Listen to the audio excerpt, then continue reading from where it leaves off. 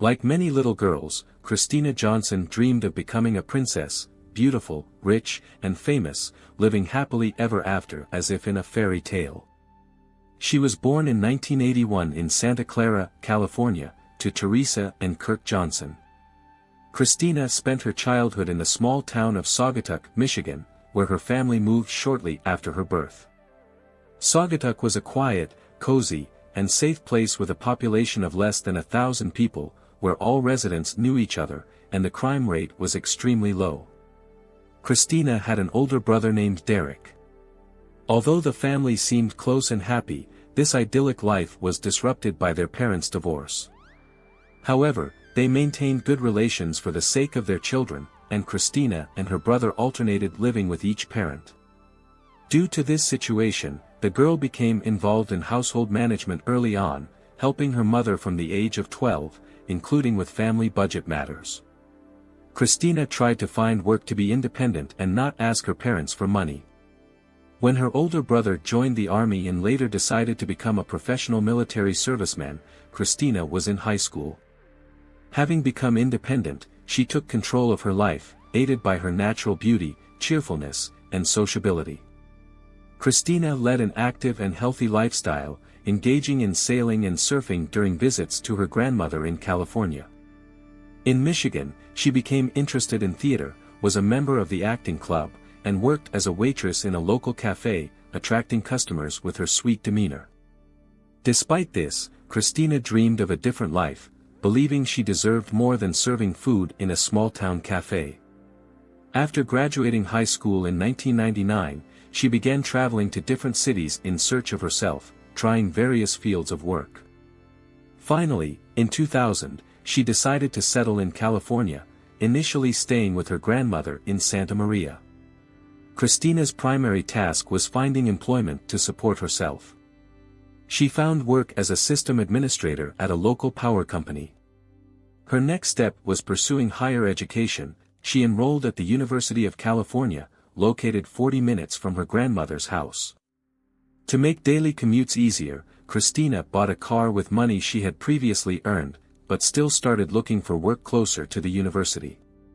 It was then that she first touched her Hollywood dream, getting a part-time job as an assistant in a thriller film crew.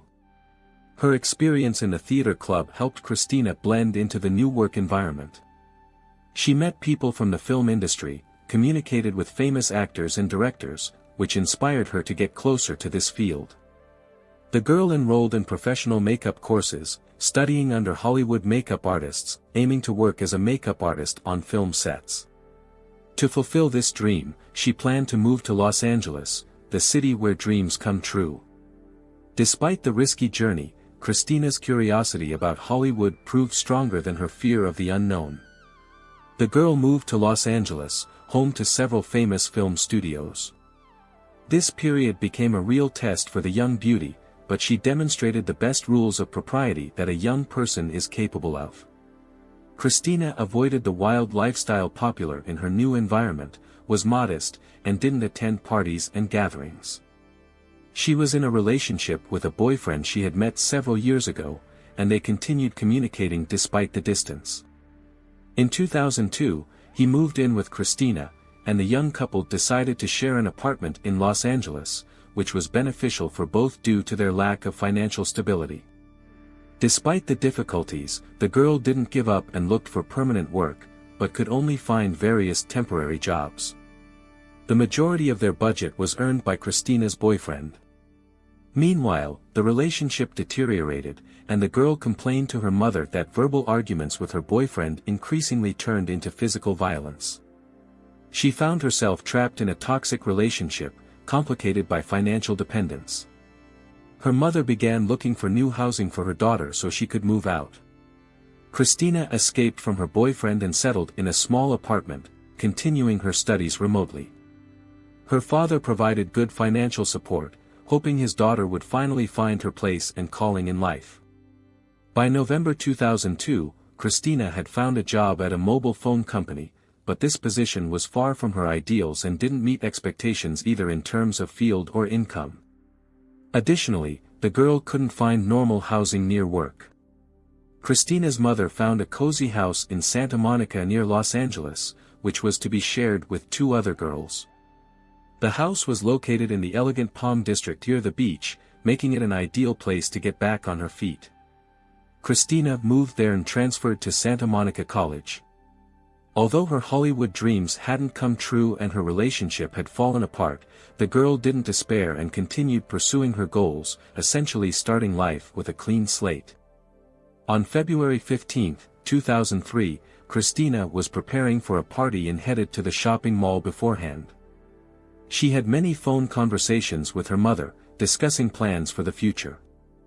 This was the girl's last conversation with her loved ones. The next day, on Sunday, February 16, her mother called her daughter to hear about the previous day, but she didn't answer. The woman tried to contact Christina herself, but the phone was unavailable. At first, this didn't cause particular concern, as her daughter could have been resting or at work and not hearing the calls. However, the next day Christina still hadn't made contact. Around 9 in the morning, her mother called her daughter's workplace, where she was always available by phone and responsive, but this time only heard the answering machine. Then the woman contacted Christina's manager, who informed her that the girl hadn't shown up for work. The manager emphasized that Christina was a very reliable employee and hadn't had any late arrivals or absences in the past 3 months, so her absence surprised everyone. However, colleagues couldn't reach her either. According to the manager, the employee was last seen on February 14. One of her work friends mentioned that the girl was planning to attend some party. The missing girl's mother checked her daughter's social media page but found no useful information about the party. Christina hadn't posted any photos there, although she had previously actively maintained her page, essentially documenting every step of her life. Checking her daughter's bank accounts also yielded no results. No transactions had been made since her disappearance. After calling all hospitals and not finding Christina there, her mother contacted the Santa Monica Police Department on February 17 and reported the disappearance of her 21-year-old daughter. Investigators checked whether a similar-looking girl had been involved in any accidents during these days but found nothing. The missing girl's roommates also hadn't heard or seen anything unusual after her disappearance. Police questioned Christina's ex-boyfriend Todd, with whom she had had a turbulent and sometimes violent relationship. They considered the possibility that he might have found his runaway lover and harmed her, but the young man denied seeing her. Christina's roommates provided superficial information about seeing her on Saturday, February 15, when she was getting ready for a party, but didn't know with whom or where exactly she was going. This had been previously reported to the mother by the missing girl's colleagues. This lead became the starting point in the investigation, and detectives began verifying the information received. A new detective who joined the case was shocked when he opened the collected records and saw the photo of the missing girl. The crime victim bore a striking resemblance to another girl who had disappeared and was found dead in 1995. That girl, an aspiring model named Linda Sobek, had been invited to a photo shoot for a glossy magazine by photographer Charles Rathbone, but instead of the promised shoot, he had lured the beautiful blonde out of town, where he raped and killed her. The police officer knew that Linda's killer was currently serving time in prison and physically couldn't have been involved in the new crime, but suspected it might be a copycat inspired by Charles's ingenuity and following his pattern. To get any leads related to the missing person, detectives put out an APB for her car, a white Mazda Miata. In parallel, while talking with the girl's mother, investigators learned more details about Christina's ex-boyfriend Todd, as well as about her new boyfriend named Lucas, about whom the woman knew very little, not even remembering his last name, which complicated the search. More than 48 hours had passed since the disappearance, a critical period for finding missing persons, and police seriously suspected that Christina might no longer be alive. Studying the missing girl's mobile phone billing data revealed that the last outgoing call from her device was made at 17:34 on February 15 to the 411 Directory Assistance Service. This could mean that the girl had gotten into trouble and was trying to verify an address or phone number. The conversation lasted about 3 minutes, indicating its importance to the investigation, but the exact content of the dialogue couldn't be determined since these calls weren't recorded. After this, Christina's mobile phone ran out of battery, and its last location was traced to the Ventura Boulevard area. Police turned to the media to involve the public in the investigation. News headlines immediately featured reports about Christina's disappearance with hints of similarity to Linda's murder. While searching the missing girl's apartment for possible leads, investigators found a receipt from a lingerie store dated the day of her disappearance, February 15. It also emerged that Christina had continued communicating with her ex-boyfriend despite his aggressive behavior and sometimes visited him, most recently on February 7. But detectives found their first truly serious lead while examining information from the missing girl's email. On February 13, Christina had sent a message to a party coordinator stating she was looking forward to the event and planning to buy a ticket.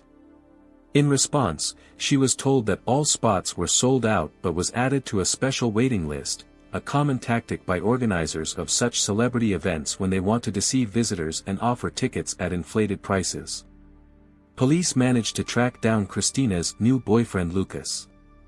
During the conversation, he said he had last seen the girl on February 14, the day before her disappearance. They spent the evening watching a movie together and then said goodbye.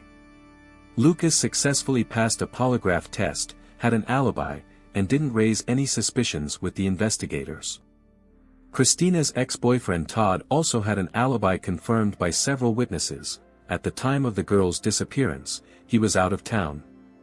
Of all the versions, the police were most interested in the party Christina was heading to and after which she didn't return. They believed this was where the key to solving her disappearance lay. But upon contacting the event organizers, investigators were shocked. It turned out that Christina hadn't bought a ticket and hadn't appeared at this party. So where had she gone? To reconstruct the timeline of events on the fatal evening, police checked transactions paid with the missing girl's bank card and learned about all the stores Christina had visited that day. They searched for surveillance camera footage, hoping to find some unusual events or clues. This verification took considerable time. While the collected information was being examined, police received an alarming call from a woman named Susan Murphy, who reported a suspicious person. She described how she had met a man named Victor Thomas at a store who posed as a film company representative conducting casting for a new James Bond movie. Victor admired Susan's beauty, persistently invited her to play Bond's girlfriend, and urged her to participate in the casting, but seemed suspicious to the woman. She managed to decline at the last moment and sent her husband, a former police officer, to meet with Victor. He personally talked with the man, trying to determine his true intentions, but Victor fled without providing any valuable information. After checking everything she knew about him, Susan discovered he had been lying. Victor Thomas had no connection to the film industry, and such a person didn't even exist. Presumably, the man had invented this story, like Linda Sobek's killer, to meet beautiful girls, but with what intentions remained a mystery.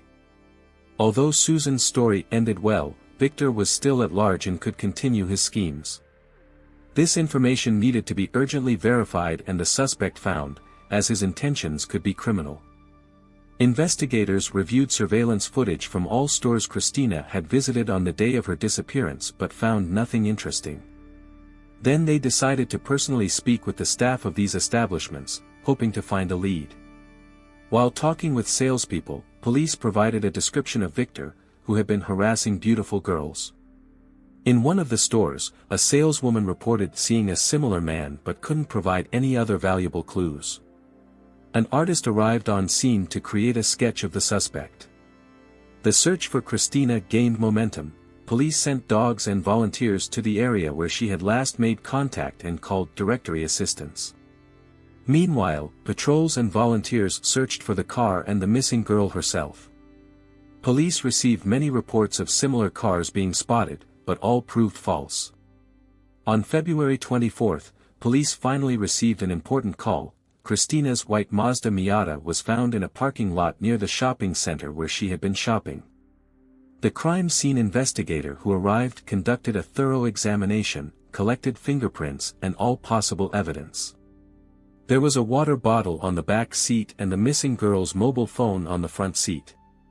However, the real surprise awaited investigators during their conversation with the parking lot security guard. The man remembered that there had been a small incident with this car. The vehicle arrived at 17:45, but the spot was reserved for another client. A man got out of the car and, upon learning this, reacted aggressively to the guard's warning. He simply threw him the car keys and walked away without any explanation. There was no one else in the vehicle. Unfortunately, there were no surveillance cameras in the parking lot, so they couldn't get a good look at the driver. With no leads, detectives returned to analyzing the girl's purchases on the day of her disappearance and were stunned. Christina had bought an outfit identical to the one described by Susan. When Victor had invited her to the casting, he had asked her to buy an extremely short black miniskirt, white shirt, stockings, and shoes. All these items had been paid for with Christina's bank card. The police didn't believe in coincidences, so the girl could have fallen for the scammer's trap with unclear intentions. Almost the same thing had happened with Susan, but fortunately, she had been accompanied by her husband. However, there was no information about Victor. Investigators didn't know how to track him down. Police again approached the girls with whom the missing person had lived. They recalled that Christina was indeed going to some casting, but couldn't remember the details. During the conversation, it emerged that it was definitely connected to James Bond. The roommates said that Christina had been very excited about this event, and the description of her outfit, shirt and miniskirt, completely matched the officers' concerns. The girl had been afraid of being late for the audition scheduled for 17:30 and had been wearing that same revealing outfit that the perpetrator had asked Susan and, presumably, Christina to wear. Detectives continued reviewing camera footage again and again to find Victor, and finally managed to spot him in the store where employees had remembered him, but the video quality was so poor that facial features couldn't be distinguished. Still, this was a lead. Based on witness testimony, investigators could reconstruct the likely image of the criminal. By February 26, a composite sketch of the main suspect in the young beauty's disappearance was completed. One of the experienced detectives, familiar with the case materials, recognized him as Victor Polilogus, who had been released on parole on January 20, 2003. He had previously been convicted of a sex crime. In his turbulent criminal past was an episode where he had similarly lured a woman named Christine Clugian to his apartment by inviting her to a party where there were supposed to be many celebrities. When she arrived, it was quiet and empty. He started harassing her, and when the woman began to resist, he attacked. The criminal used rope, strangled her, and then wanted to tie her up and rape her. However, the victim gathered her strength, broke free, ran out of the apartment, and managed to ask neighbors for help. Victor Polilogus used a standard scheme for himself, the promise of a casting or party participation as bait for victims. Near Hollywood, it worked flawlessly. Many girls came to Los Angeles in search of the Hollywood dream, and perpetrators took advantage of this. For his first attack on a girl, the criminal got off with probation. Then there was an attempted rape of Kathy Debon in 1998, where he introduced himself as film producer Brian. For this crime, he received a very short sentence. There were also grounds to believe that he had previously been involved in embezzlement at the company where he worked. Additionally, numerous other female victims were discovered whom he had attempted to rape. However, all police reports somehow got him off due to the victim's lack of evidence. Once he attacked an ex-girlfriend, breaking into her house. This was also a failed sex crime, but the perpetrator took money and valuables from the apartment. Yet even this crime got him off. He only received probation. Later, a more serious episode occurred. Victor Polilogus lured a girl named Heather into a trap. Like other victims, he asked her to dress in a manner that obviously excited him most, and then tried to tie her and rape her. The girl somehow managed to break free, pushing the criminal away with a sharp shoe heel. This gave her precious seconds to run out and hide in her car. Heather reported the attacker to the police. For this crime, Victor received 2 years in prison, but on January 20, 2003, he was released on parole, just 3 weeks before Christina's disappearance. It turned out that even at liberty, the criminal continued his schemes. By the time police began hunting for him, he was already under arrest for stealing a BMW X5 from Beverly Hills and attempting to sell it with forged documents. After his arrest, they found a wallet full of stolen IDs, credit cards, and other documents. Victor Poliligas perfectly matched the type of criminal in Christina's disappearance case and acted according to his usual pattern. Therefore, police decided to show his photo to Susan, who had fortunately avoided an attack thanks to her husband's intervention.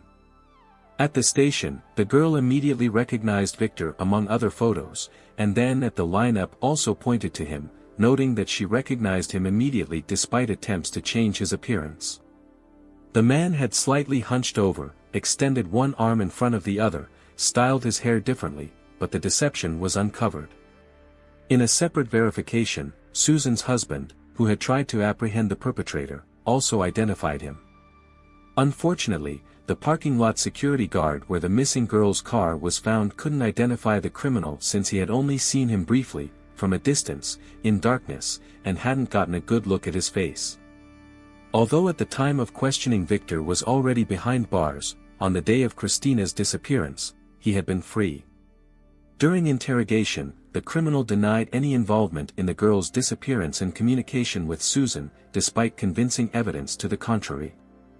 Victor refused to talk to detectives without a lawyer, citing his recent parole and fears of being set up.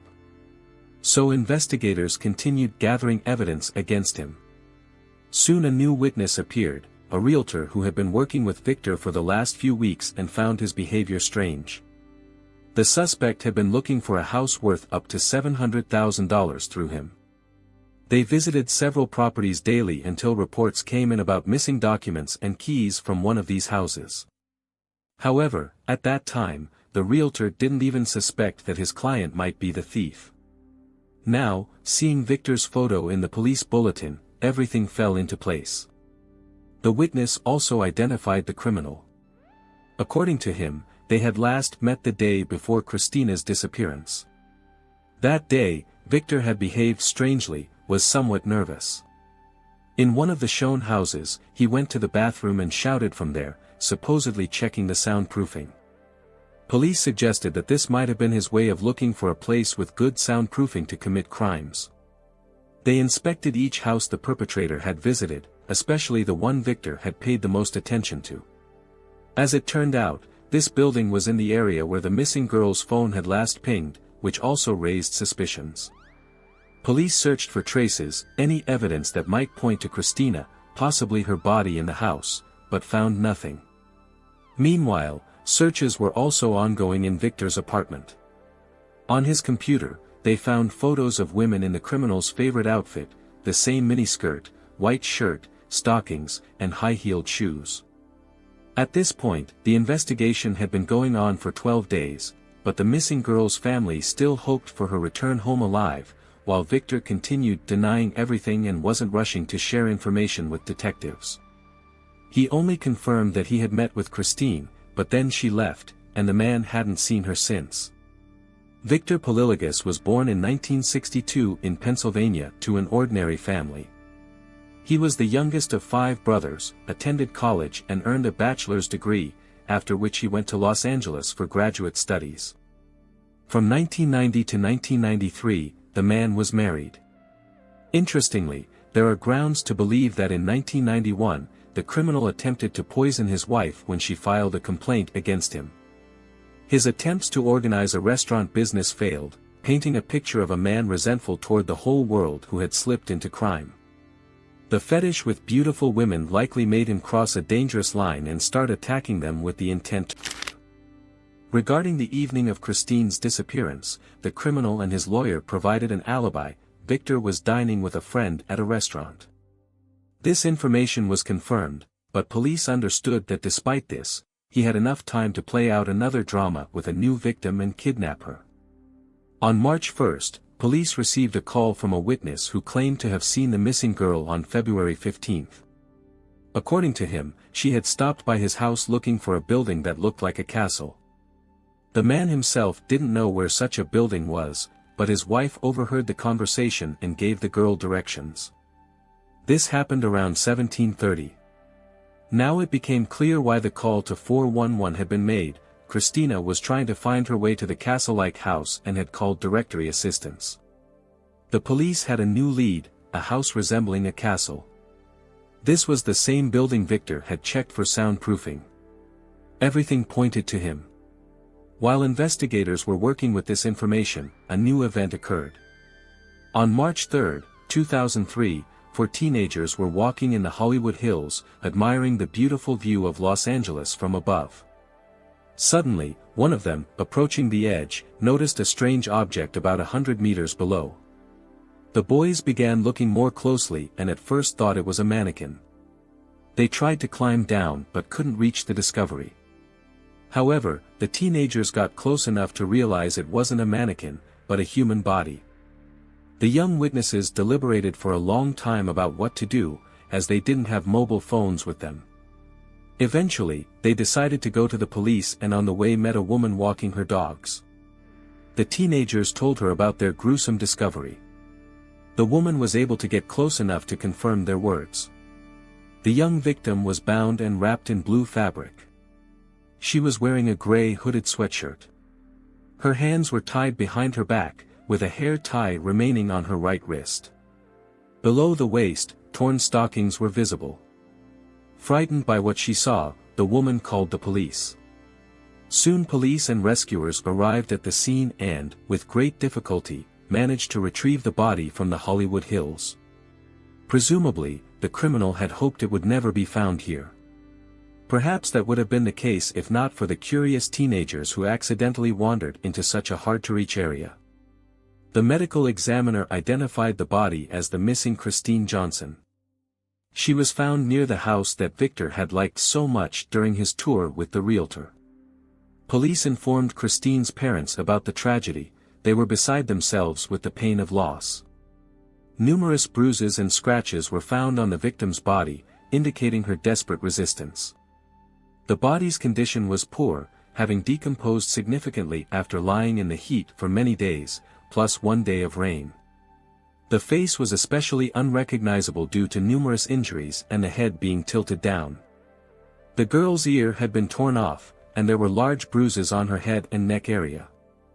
These were the results of skull trauma and strangulation, which were initially considered the causes of death, but later new horrific details emerged. Detectives were convinced that Victor Polilogus was behind the murder, but they needed to prove that he truly had no alibi at the time of death. For this, police went to his friend Joey, with whom he had allegedly dined that evening. However, it turned out that this wasn't really a friend, just an acquaintance.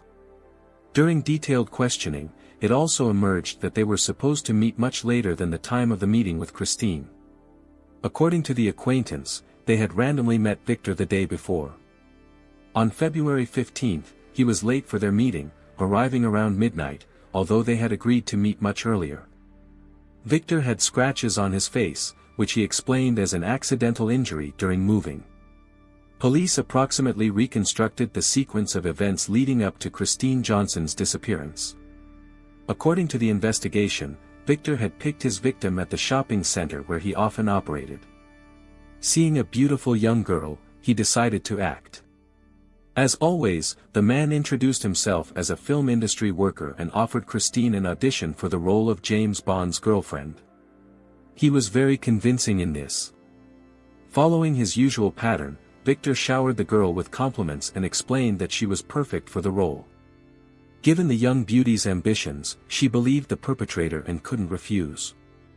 The criminal arranged a meeting in one of the houses he had visited with the realtor, saying that's where the casting was taking place. Christina, unaware of the trap, prepared for the audition, dressing as the perpetrator had requested, and arrived at the location slightly late because she had gotten lost on the way and contacted directory assistance. Thus she found herself in a deadly trap from which she never escaped.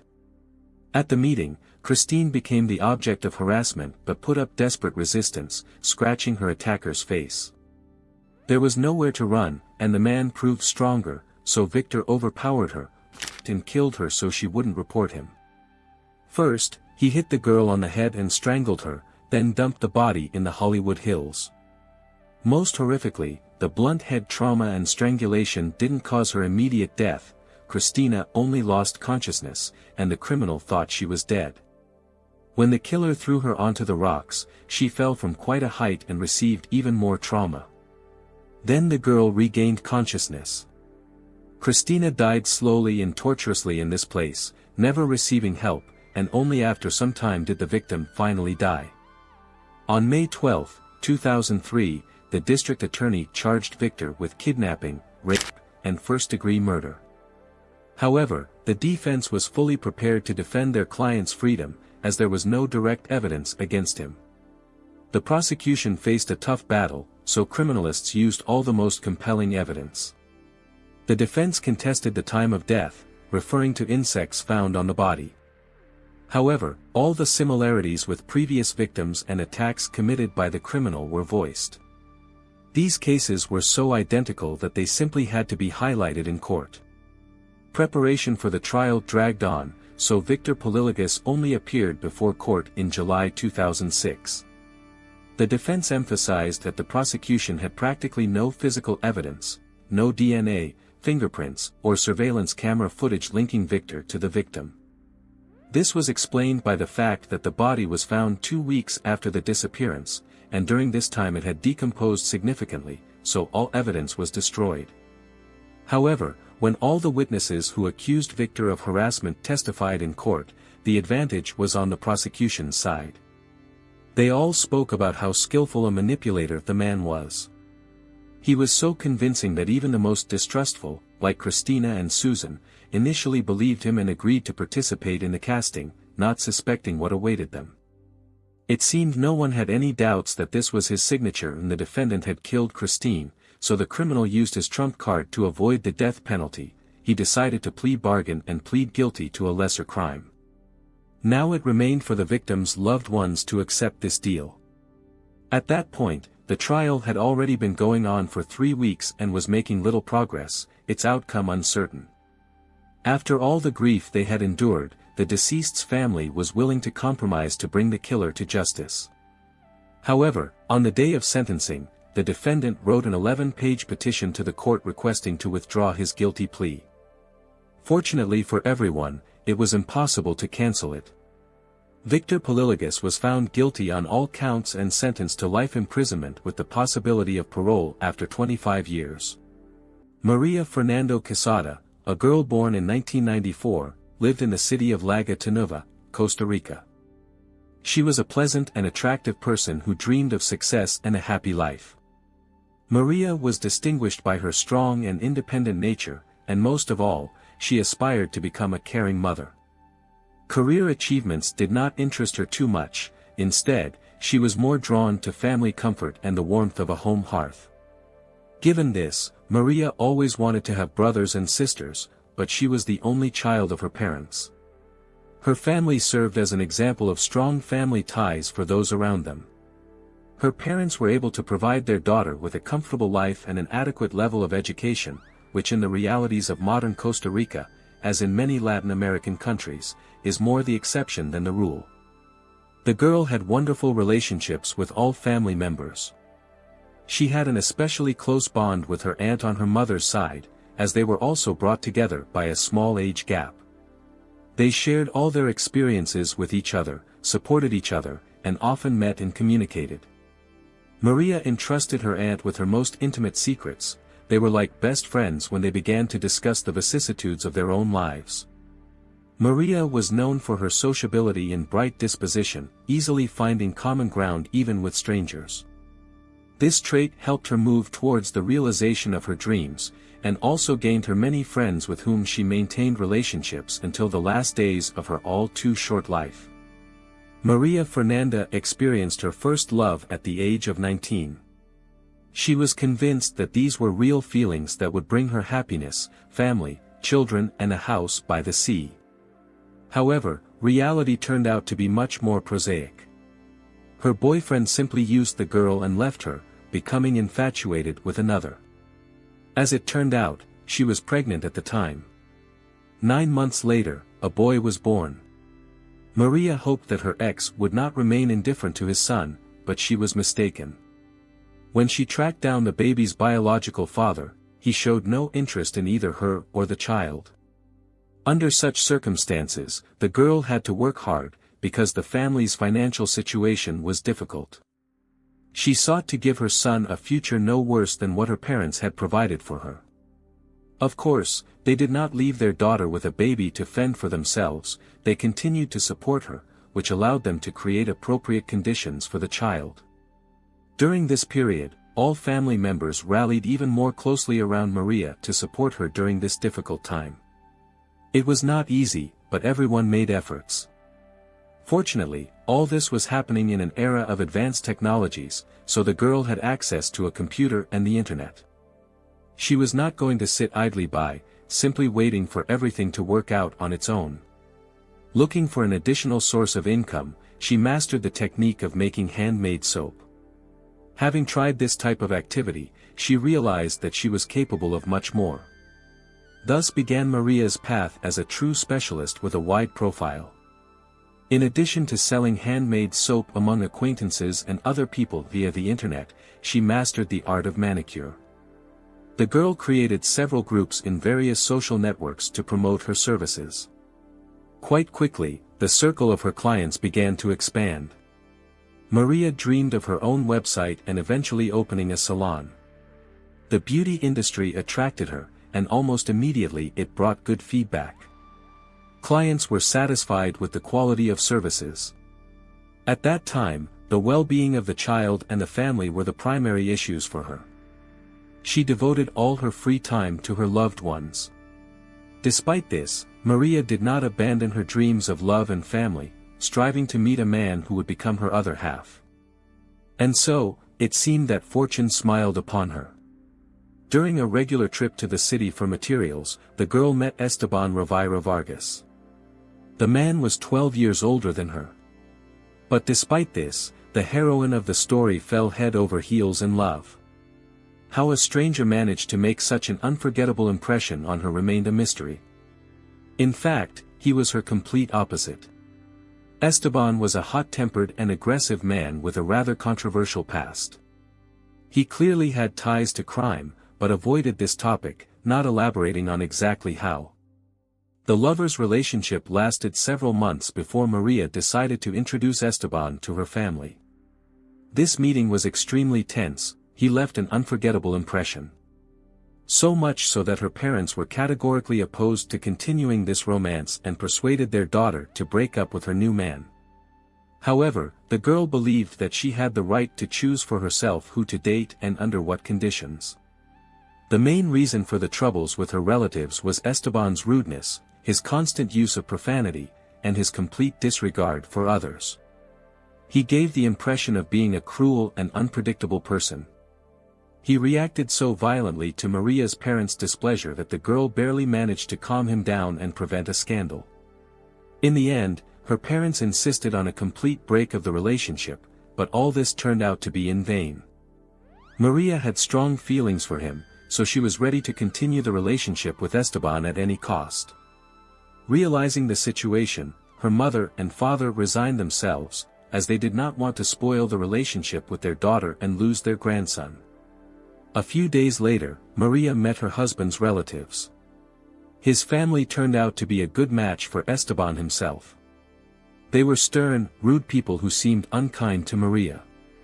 She confessed to her aunt that her partner was the most adequate of the whole family. Their relationship developed, despite the harshness and rudeness of his character. Esteban behaved quite restrainedly in the girl's presence. It seemed that she was the restraining factor had allowed a temperamental person to remain calm. On April 6, 2019, the couple officially married. Unfortunately, immediately after the conclusion of this union, Esteban clearly demonstrated how right Maria's parents were. The man turned out to be extremely cruel. Almost from the first day, he began to beat his wife, with the beatings repeated daily. The heroine of the story endured beatings and constant reproaches, physical and moral pressure, in order to preserve the recently created family. Moreover, she was already pregnant with a second child, whose father was Esteban. She believed that she would be able to endure the critical period, and after the birth of the baby everything would work out. In any case, the girl did not want to raise another child without a father. Maria gave birth for the second time in 2020. She was on the verge, so shortly before the child's birth she moved in with her parents. The young mother could no longer endure it. She began to fear for her own health and the condition of the baby. It seemed that after these events her husband really rethought something. Immediately after giving birth, he came to his wife, eloquently apologizing for all the mistakes and pain he had caused in the past. He thanked her for the birth of his son, swore that he would never raise his hand against her again, and would not cause conflict. Maria believed that her calculation had worked, but her relatives were not so optimistic, especially her mother and aunt, who understood that all this behavior was typical of manipulators, and therefore everything would be repeated again. In the first months, Esteban really spent all his free time with his son and young wife. He behaved like a real family man, did not raise his hand against her, and avoided exerting moral pressure. Everything looked as if family life was getting better. The young parents began to share happy moments together. Esteban also began to spend more time with Maria's older son, who at that time had turned 7 years old. Although the mother noticed that he paid more attention and sincerely loved only his own child, all these positive changes made her very happy. The head of the family even changed jobs and found a well-paid position, becoming a Spanish language teacher at a private school. In this educational institution, mostly foreign children studied. The man managed to get a prestigious position. The family's financial situation improved significantly. Maria repeatedly told relatives and friends that she was sincerely happy. Even her aunt began to think that this was really the case. The young mother more than once communicated with her relatives, telling them that after the birth of his son, Esteban had become a completely different person. The man took control of his aggressive and cruel temper, so family life became like a fairy tale that the young woman had always dreamed of.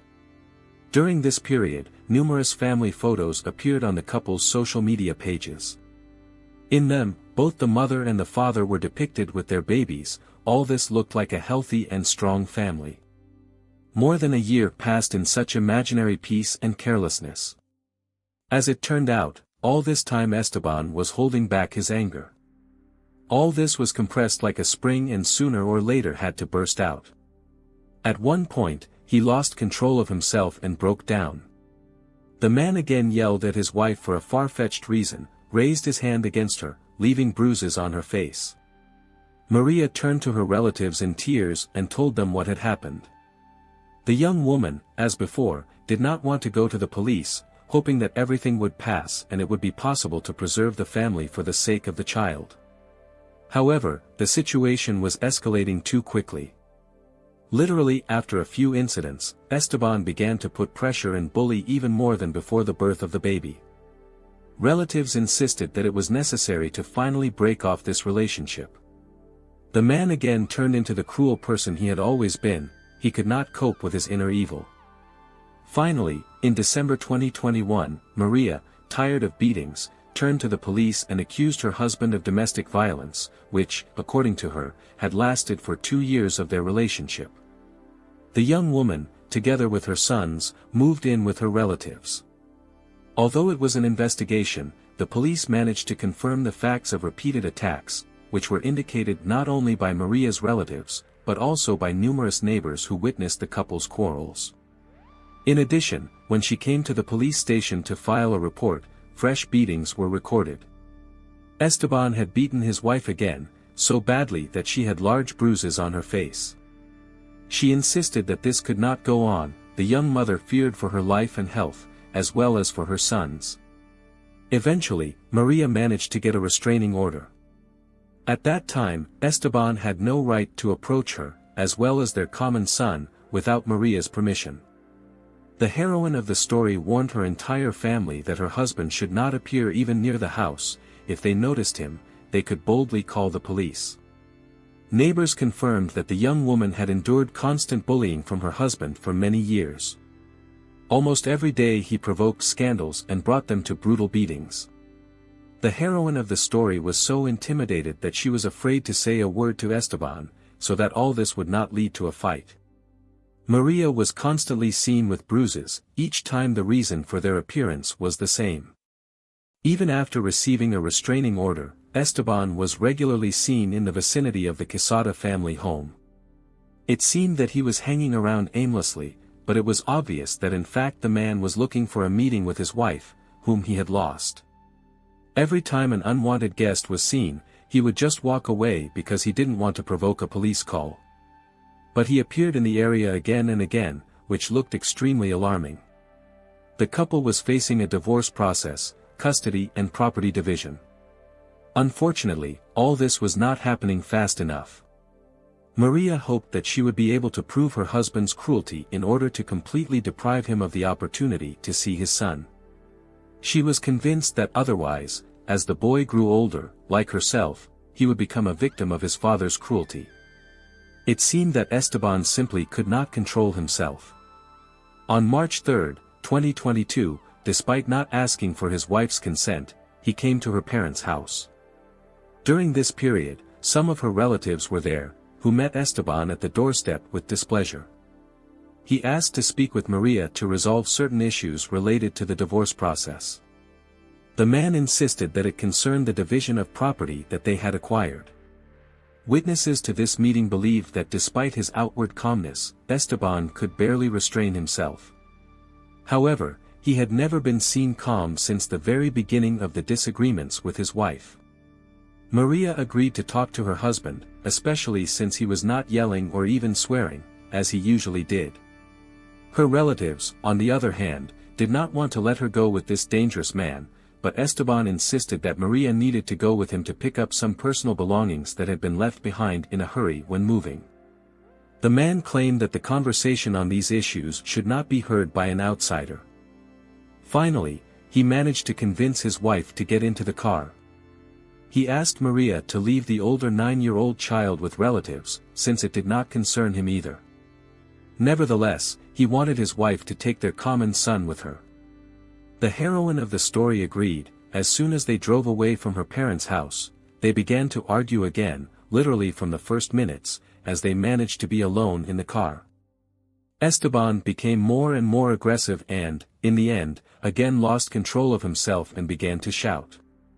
The car stopped on the side of the road, not far from the Quesada family home. One of the neighbors saw the couple arguing inside. In this state they reached the house where they lived before breaking up. Here the neighbors heard a crash and noise. It seemed as if Esteban was breaking things or beating his wife again. A child's cry came from the house. At that time their common son was only 2 years old. A child's voice begged him to stop. Later, one of the neighbors on the street heard the woman asking for help.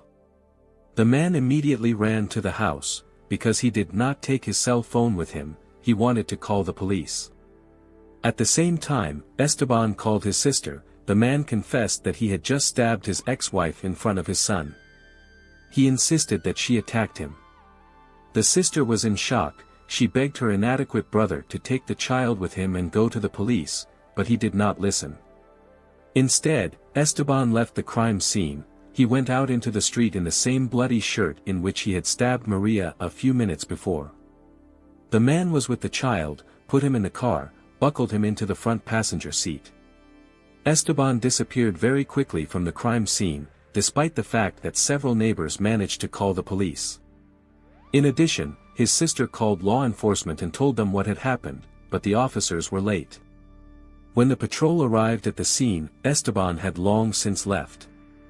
The territory of the house was fenced off. Inside was the mutilated body of 28-year-old Maria. The man stabbed his wife in the kitchen, catching her by surprise. First of all, law enforcement officers questioned the neighbors, who by the time the police officers arrived had already gathered near the couple's house.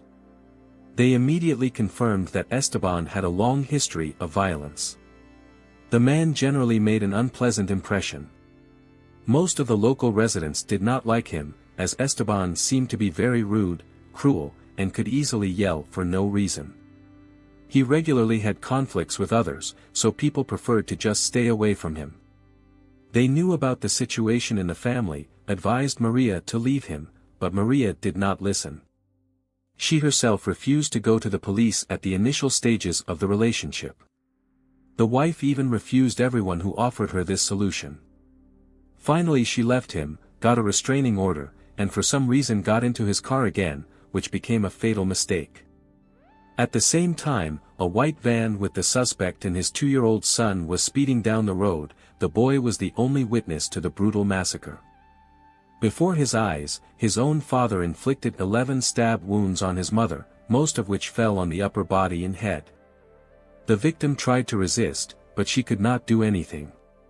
Judging by the location of several wounds, Esteban insidiously attacked from behind. It did not look like she provoked him. Her desperate attempts to hold back the onslaught were doomed in advance. Realizing that the man with his child was trying to escape, a large-scale operation was organized to detain him. The criminal's car was put on the wanted list. Several patrol crews were involved, who were going to intercept a particularly dangerous offender. His condition and intentions were unclear. It was obvious that he had taken his 2-year-old son in an inadequate state. The child could be in danger. The police could not use harsh methods to stop the criminal for fear of harming the boy. They had to accompany him until the moment the fuel ran out. Unfortunately, it was not possible to catch or even track him.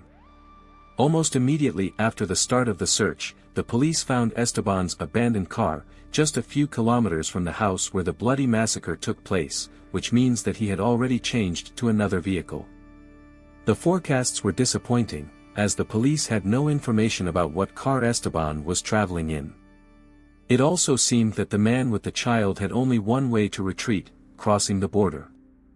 And this means that they could completely lose him. The suspect could go by bus and get lost in the crowd, or use another car, or catch a ride. The authorities had the opportunity to notify the checkpoints. There was a chance that when trying to cross the border, Esteban would be detained. This calculation turned out to be correct. Soon, after a few hours, the police managed to track down Esteban. He tried to pass through a checkpoint in a stolen car. Naturally, the border officials were notified, so as soon as he presented his documents, the chase was over, and he was detained. The man did not resist during the arrest. His 2-year-old son was in the passenger seat the whole time, fortunately unharmed. During searches of the car, a firearm was found, as well as a bloody knife that could have been the murder weapon used on Maria. Why he still hadn't gotten rid of it was unclear. The criminal had a long history of violence for which he had already been held accountable multiple times. Given that this was a dangerous repeat offender, he was immediately sent to the police in his hometown and placed in prison. Now Esteban had no chance of leniency. The man was accused of femicide, the murder of a woman, and he was facing a severe punishment, which is traditionally assigned under this article in Latin American countries. After examining the knife found in the car, it was possible to confirm that the blood belonged to the victim.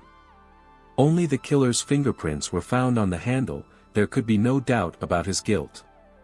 Detectives spoke with the couple's son. The 2-year-old boy spoke with difficulty. He was very frightened, but from his words it became clear that his father had attacked his mother and caused her pain.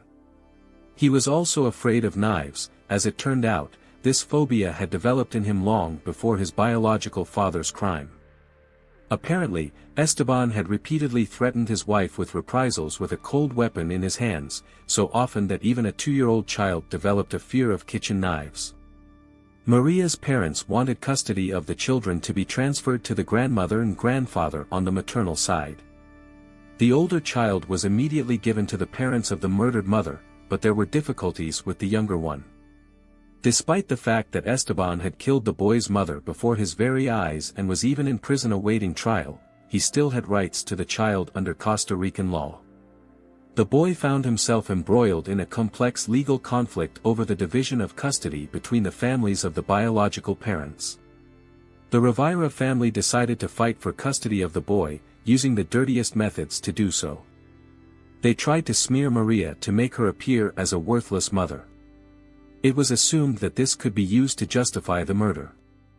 They also tried to ruin the reputation of the murdered woman's parents, portraying them in an unflattering light as inappropriate guardians.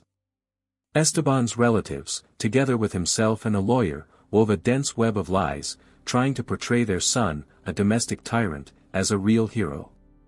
From their words, it appeared that Maria had not paid proper attention to her sons for a long time. That is why the husband so often lashed out at his wife.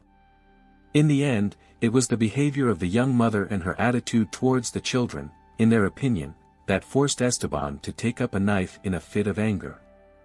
The man's relatives distorted the real events so much that Esteban was portrayed as a victim of the situation, it looked simply absurd.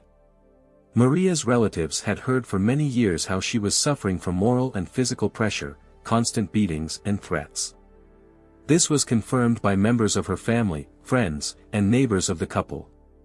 At the same time, Esteban's mother, father and even sister insisted that in fact this wife intimidated and threatened her husband. From their words, it appeared that she was not going to provide the child with proper care. Instead, she pressured her husband and threatened him herself if he did not obey. According to the criminal's family, during another conflict provoked by the wife on the basis of the divorce process, Maria attacked him. Esteban was forced to defend himself and grabbed the first thing that came to hand, namely a kitchen knife. He managed to stop his enraged wife with only 11 stab wounds. Of course, this was an obvious lie. Nevertheless, the statements of Esteban's relatives significantly complicated and slowed down the progress of the investigation. The prosecution needed to refute all these testimonies and find evidence of the correctness of the Quesada family. For this, it was decided to exhume Maria's body, which by this time had already been buried. The forensic expert had to conduct a second examination to verify and clarify the circumstances of the heroine's death. For this, the court postponed the hearing. This situation provoked the activity of many feminist groups who were closely following this horrific case of violence. In March 2023, large-scale protests took place, which demonstrated great support for the victim's family. Obviously, Esteban and his relatives' false story did not impress anyone. It seemed that only the defense believed in it. Everyone was concerned about only one issue, the court's decision. People did not want the killer to escape punishment, or even receive a more lenient sentence than the maximum possible. Women across the country stated that impunity only provokes an even greater number of such bloody crimes, and statistics from Costa Rica confirmed these words. The trial of 41-year-old Esteban Rivera Vargas, a domestic tyrant, continued in Santa Cruz on March 9, 2023. The prosecution insisted that he had deliberately taken the life of his 28-year-old wife. The lawyer, together with the defendant and his family, insisted on the fictional story that the defendant was the victim. Of course, all their arguments were quickly refuted. On the side of the prosecution were numerous witnesses to the man's cruelty, including several neighbors.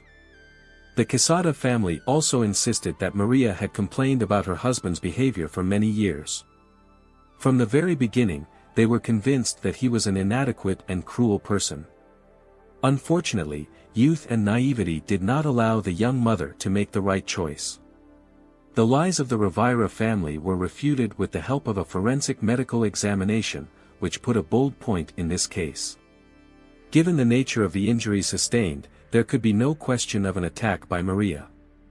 2 blows to the back indicated a deliberate attack. From the very beginning Esteban sought blood. The couple's younger son was not used as a witness due to his age. However, the court demonstrated recordings of communication with the 2-year-old child. From this conversation, it became obvious that the father constantly behaved aggressively and often hurt his mother. The older son testified in court and confirmed his brother's words about the violence by Esteban.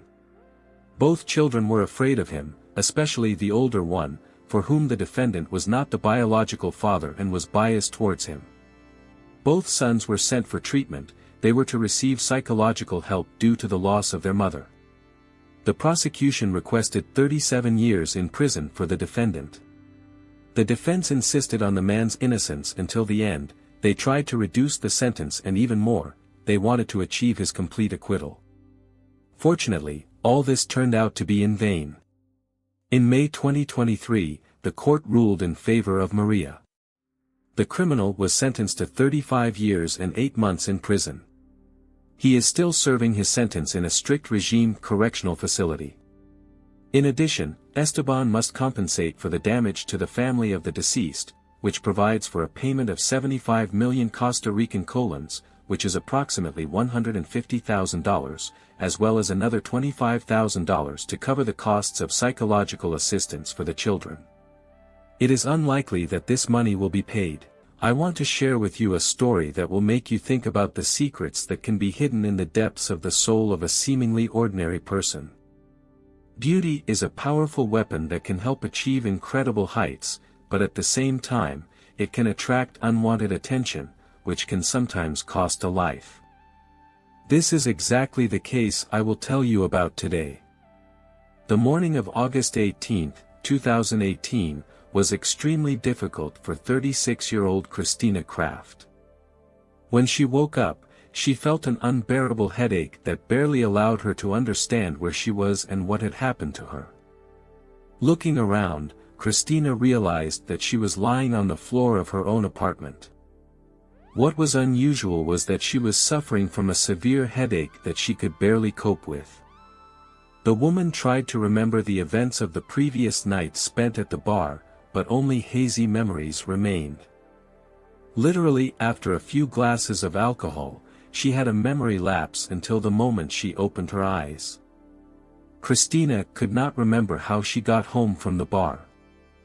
This seemed extremely strange to her, because she had not drunk so much alcohol to completely lose touch with reality. The protagonist of the story was glad that at least she woke up in her own apartment, and not in some dangerous place. She decided to figure out what could have happened to her, why these memory lapses occurred, and why she felt so sick. Christina was convinced that someone had slipped something into her drink. Wandering around the apartment and going through her things, she found that some of them were missing, in particular, expensive designer handbags, shoes, and credit cards. The sudden realization that she had been robbed stunned the heroine.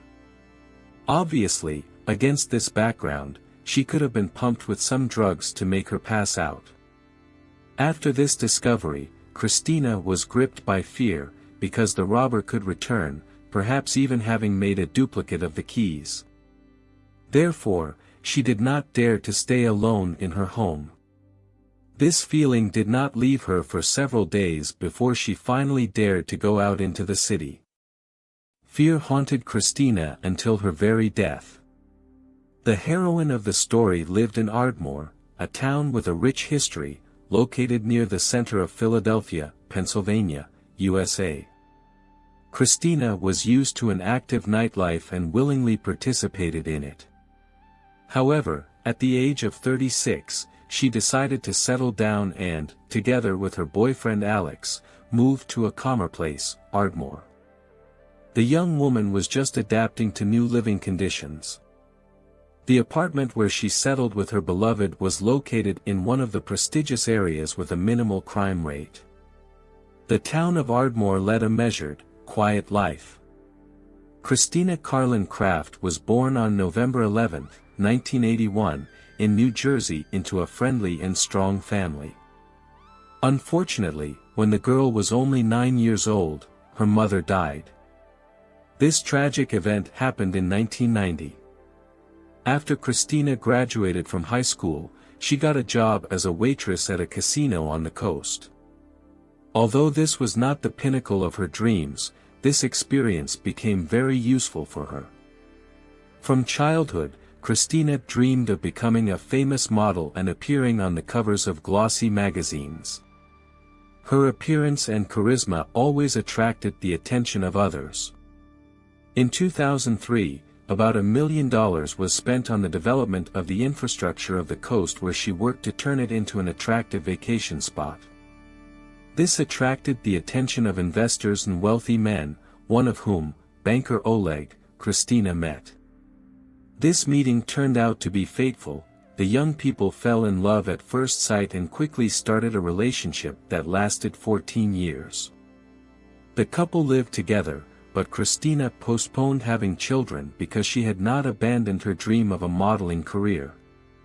Oleg fully supported her aspirations, and soon it began to bear fruit. As a teenager, Christina received invitations to shoot, and over time, her popularity only grew. The girl's photos graced the pages of such famous publications as Maxim, Vanity Fair, and others. She became the face of L'Oreal, Victoria's Secret, and MAC brands. The more photo shoots Christina did, the more new offers came in. However, her cherished dream had always been Playboy. Christina aspired to be on par with the most famous models of this magazine. And so, in 2005, when her popularity reached its peak, she got her own reality show. Christina sent her photos to the Playboy editorial office, and in 2009 she received a call. She was chosen as the Girl of the Week. This meant that her photos and a short biography would appear on the pages of the magazine as part of a special contest. On May 4, 2009, a photo shoot took place, which went brilliantly. And although Christina dreamed of the cover and a full spread, this small success became an important step towards realizing her dream and a kind of ticket to the world of Playboy. From now on, the promising model attended high-profile parties, communicated with Hollywood celebrities and Hugh Hefner himself. Despite this, in the hierarchy of Playboy models, she was still on the lower rungs. Christina was convinced that she would become one of the legendary Playboy girls. But despite her efforts, a serious obstacle appeared on the way to her dream: age. At 26, the model was already considered retired by the magazine standards, so the chances of great success were rapidly melting away. Although Christina did not manage to fulfill her cherished desire, her modeling career faded as quickly as it flared up. However, the ambitious beauty did not give up. She had many new ideas and aspirations, so she decided to realize herself in another field. But the connection with Playboy made its own adjustments to these plans. Despite the crazy popularity, the scandalous reputation of the magazine scared away potential partners. Well-known brands and glossy magazines began to refuse to cooperate with Christina because of her shooting for Playboy. Despite the positive reviews of her appearance, the doors of the most prestigious castings in the USA were closed to her. In addition, Christina realized the dark side of fame. Publication in the magazine attracted unwanted attention from stalkers. Eventually, her wealthy boyfriend Alex decided that his beloved should quit her modeling career and that they would be safer in the quiet town of Ardmore. But, as it turned out, there are no completely safe places. Even here, Christina met a tragic fate. On August 21, 2018, Alex, as usual, left on business to New York, leaving the girl alone in the apartment. Late in the evening, he called Christina to wish her good night, but she did not answer. Knowing the active lifestyle of his other half, the man did not attach much importance to this, deciding to call back in the morning. The next day, all of Alex's attempts to contact his beloved turned out to be in vain. Her phone was invariably silent. Despite the anxiety, the man had to deal with work issues before returning to Ardmore. Dozens of calls went unanswered until the very evening. Such behavior was extremely uncharacteristic of Christina. Finally realizing that something was wrong, the worried Alex left all his affairs and rushed to their apartment. Arriving around 9 p.m., he tried to unlock the door, but the key didn't work. Assuming that Christina had locked herself inside, the man tried in vain to knock and call her. In the end, he had to call the police. However, law enforcement officers were in no hurry to respond to a call from an elite area, whose residents often bothered them over trifles. But as soon as the duty officer checked the address, his attitude instantly changed. The address was familiar to the investigator. Just 4 days ago, Christina had reported a robbery in her apartment. The thought of a repeat offense caused grim premonitions. The officer feared that the robber had returned and the young woman could have been hurt. The patrol arrived at the scene and saw a confused Alex waiting outside the building. They had to break down the door. Beyond the threshold, chaos reigned, broken furniture, disorder. But the most terrible picture awaited in the bedroom, a blood-soaked sheet, under which lay the mutilated body of Christina. The corpse had already stiffened. The victim was unrecognizable, the skull and jaws were broken, the face was literally crushed, as if someone had jumped on it with both feet, numerous wounds and bruises. This was done by someone in a fit of frenzied rage or a desire to destroy the victim's beauty. On the neck were traces of strangulation, possibly with clothing or a cable, but the weapon was never found. In such cases, the victim's partner is the first to be suspected. Alex was taken to the police station, but after an hour and a half, they realized he was not involved. The man sincerely mourned his beloved, his ironclad alibi was confirmed. This happened in one of the quietest areas of the city.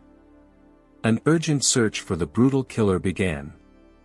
The key could be the robbery report from 4 days ago.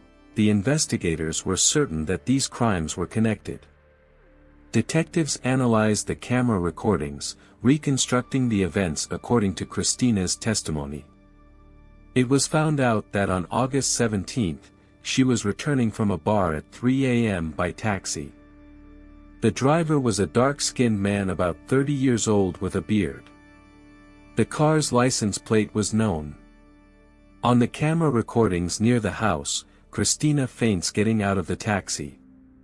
The driver pushes her into the back seat, goes to the apartment with her keys. An hour later, he comes out with a heavy box. Then he wakes Christina up, helps her get to the apartment, and leaves. The police released footage from surveillance cameras, urging the public to help identify the perpetrator. Meanwhile, investigators began to find out the details of the victim's life. Christina was very active on social media. Thanks to her digital footprint, it was possible to find out about an incident in 2016, which was even written about in the media. At that time, the police were called to a restaurant in Manhattan, where a visitor beat up a manager. It was Christina. She was arrested, but Alex settled the problem, getting her released on 6 months probation. The version about the manager's revenge was quickly dismissed. After moving to Ardmore, Christina took a long time to get used to a quiet life. Sorting out her biography, the investigators reached her Playboy debut. This lead seemed the most significant, because models often become victims of stalking. Christina had several accounts on modeling platforms, perhaps the killer found her there. In parallel, transactions on the victim's cards were tracked. After the robbery, they were used in a nearby grocery store. The cameras recorded the same taxi driver. He was recognized, Andrew Melton, a dangerous repeat offender with a penchant for violence against women. The police obtained warrants to search and arrest Andrew for burglary. But when they arrived at the address, he was no longer there. During the search, most of Christina's stolen things were found. But the main thing was to catch the criminal and prove his involvement in the murder. The autopsy report was shocking. The victim had 22 broken facial bones, everywhere bruises from brutal beatings. The attack was qualified as premeditated murder with personal motives. Continuing to view the recordings, the investigators noticed another suspicious man. At 3 o'clock in the morning before the murder, he entered the building with Christina. It was another dark-skinned man, of a similar age to Andrew. The cameras did not record him anymore. How did he leave unnoticed? The security system log recorded that at 5:20 a.m., the balcony doors of the first-floor apartment where Christina and Alex lived were opened and closed. Perhaps the killer left the crime scene unnoticed through the balcony. High-quality video allowed a detailed look at the suspect's face. These shots were actively distributed by the media, as well as information about the search for Andrew, a likely accomplice. Journalists relished the dirty details, savoring assumptions about the personal life of the deceased model. This outraged her relatives, who sought to preserve Christina's good name. But the formed image could not be destroyed. Despite the negativity, the publicity helped the investigation. On August 22, Andrew himself called the police. He admitted to the robbery but denied involvement in the murder. He was not going to turn himself in, fearing accusations. Another taxi driver reported that shortly before the murder, he had driven Christina with a dark-skinned man who showed mutual affection. The girl stopped the car on the road, asking to take them because she was allegedly running away from pursuers. The fellow traveler promised a reward if the driver would wait 15 minutes, but he never waited for the money. On October 26, another witness responded. He was in the same ward of a mental hospital with a man he recognized from the news. He was admitted there for attacking a woman a few days before Christina's death and confessed to his neighbor a love of strangulation. These leads inspired the investigators.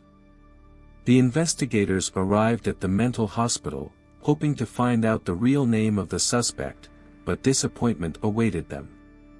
The patient called himself John Doe, the name usually given to unidentified bodies. The clinic not only released a potential killer but also did not establish his identity. The investigation ran into numerous violations in the work of the institution. The breakthrough came on August 29, the day of 36-year-old Christina's funeral. A relative of the dark-skinned man from the video contacted the police. He turned out to be 31-year-old Jonathan Wesley Harris, a drug dealer who had served time for a serious crime and was released a month before the murder. Harris's exact whereabouts were unknown, but now the investigators knew who to look for. Eventually, the suspect's sister reported that he had left by bus for Pittsburgh. The police sent patrols to the station to intercept the killer. As soon as the bus arrived, Jonathan was detained and interrogated. According to him, he and Christina met in a bar while intoxicated. Harris treated the girl to drugs, hoping for sex as payment. But she refused to pay $1,200 for his generosity. An argument broke out between them, after which he allegedly left Christina drunk but alive. This version did not explain the brutal injuries of the victim. And no drugs were found in her blood. The investigators gave Jonathan time to think, and he confessed to the murder. He said that after he again demanded money, and Christina hit him with a bottle. Harris carried the unconscious girl to the bedroom, but she came to her senses and screamed. Frightened by possible problems with the law, Jonathan, being intoxicated, tried to force her to shut up. During the struggle, he tied Christina up with her own pajama pants. The man claimed that he then calmed down and wanted to let her go. But it turned out to be a trap. As soon as Christina freed herself, she rushed to the door, but Jonathan caught up with her and threw her back on the bed. Enraged, he began to furiously punch her in the face, inflicting increasingly severe wounds. He yelled at her to shut up, but the girl did not obey. Only when she fell silent did Harris calm down. After that, the criminal searched the apartment for valuables to compensate for his expenses for the evening. But Christina began to breathe somehow eerily, which caused him to panic. Without finding anything of value, Jonathan turned the woman over. Blood was flowing from her mouth. She asked for a phone to call her father. But when he brought her mobile, he saw that she was dialing 911. Suspecting exposure, the attacker pounced on Christina and began to strangle her. According to him, he did not finish the job. He let go when the victim lost consciousness. Harris was certain that she was still alive. He covered her with a sheet because he could not look at her disfigured face. After that, the criminal stole clothes to change into and get rid of the bloodied things. Then, as the police suspected, he escaped through the balcony. Despite the brutality of the massacre, Jonathan insisted that he did not intend to kill, and his aggression and panic were caused by drugs, alcohol, and Christina's refusal to pay. However, the examination did not reveal any drugs in her body. And no injuries from the allegedly broken bottle on Harris's head were found. His story did not stand up to scrutiny. Although the suspect pleaded guilty, he considered the murder unintentional. His defense also adhered to this line, blaming heavy drugs and seeking to mitigate the qualification to negligent homicide. The prosecution, on the other hand, pointed to Jonathan's stories in the hospital about his propensity for murder as evidence of the intentional nature of the crime. The escape, lies about motives and drugs were also interpreted not in his favor. According to the prosecution, if Harris was telling the truth, he could have simply left without any consequences.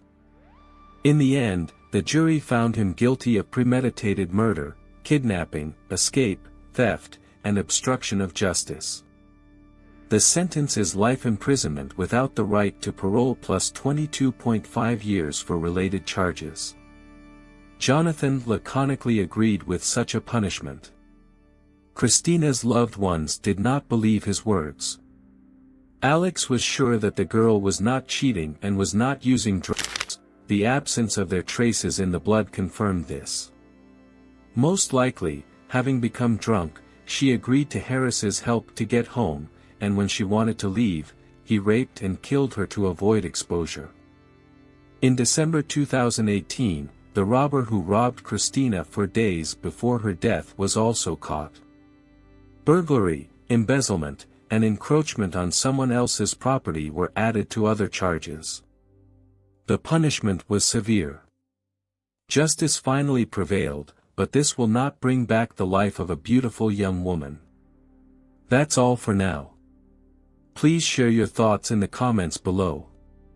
Give this video a thumbs up and be sure to subscribe to my channel so you don't miss any future content. Take care and goodbye.